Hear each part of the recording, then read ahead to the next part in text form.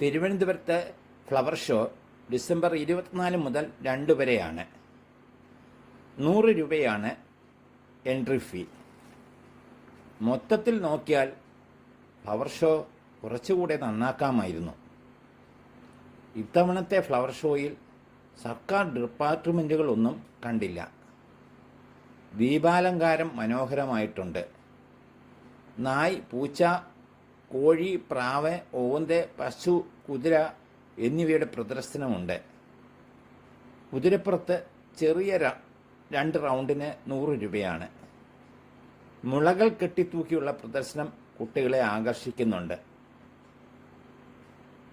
പ്രദർശനത്തിൽ മികച്ചു നിൽക്കുന്നത് ദീപാലങ്കാരമാണ്.